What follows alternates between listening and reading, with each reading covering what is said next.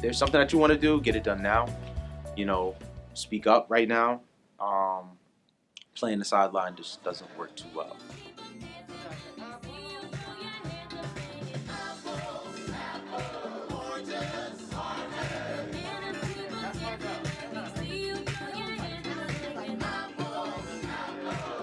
I want to perform on stage with people, in crowds, and interact and share space.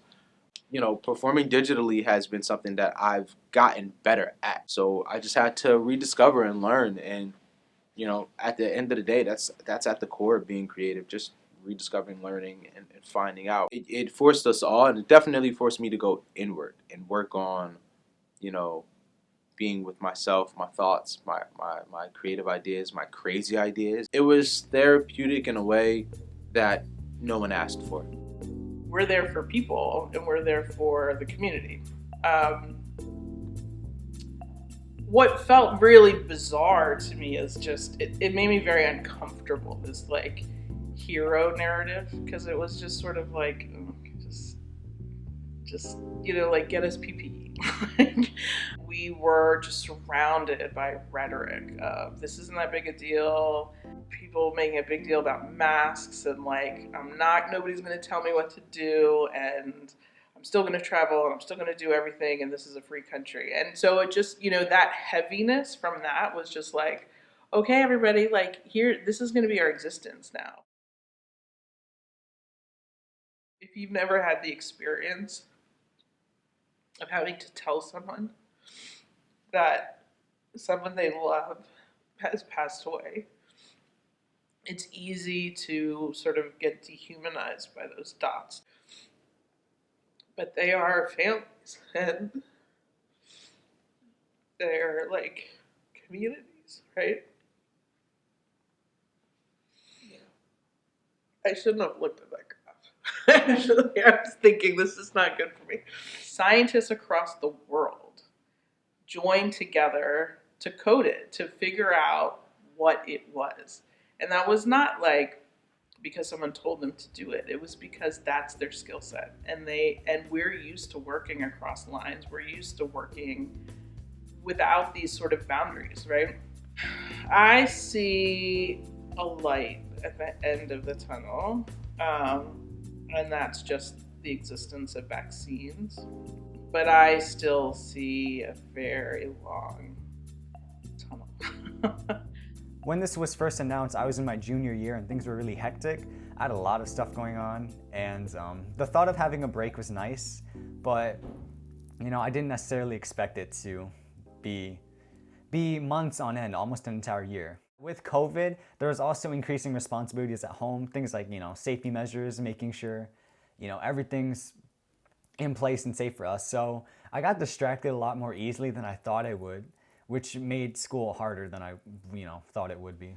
My dog, which is one of my usual responsibilities too, I love her with all my heart, and I really can't bring myself to be like, no, please just leave me alone for a second. Like, if she comes to me, chances are I instantly get up and just, you know, take care of whatever it is she wants. Even though when I first presented the idea, I was still nervous about it, knowing that at the end of the day, I was technically in the comfort of my own house, and after it was done, I could just like shut off Zoom, walk away and take a breather to process what was going on. That, you know, that was a good thing, especially since, like, if I think about it longer, I probably would have never brought it up if we weren't on Zoom. So that's, you know, I'm happy about that. I can say I am over the pandemic. I don't want to do another Zoom call, and I want to be able to connect with people again in person. My symptoms became increasingly worse, which put us into Black Maternal Health Week, which I worked through. I wouldn't recommend that for anybody else, but once we realized that we were positive for COVID and got tested, we were able to prevail through. I wasn't functioning in my true authentic fashion, and I was sitting in some of the tales that were told, some of the stereotypes that we had, and that it was okay for me to let those go.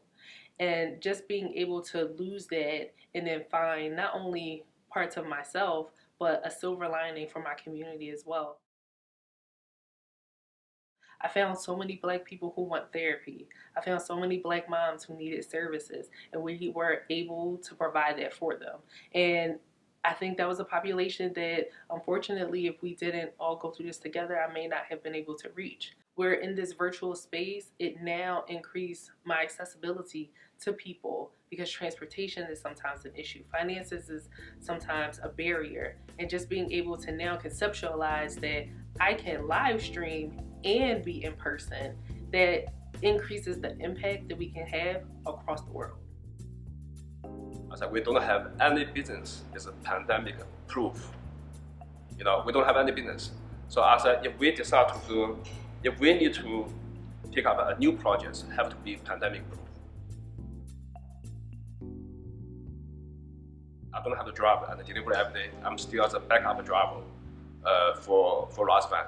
And for example, on Christmas Eve, myself, I take like Roy, our delivery manager, put me on the delivery routes because I'm the backup. For the pandemic, I feel that for somebody, for my age, have 3 kids, I feel that it put me back right into the spot 13 years ago.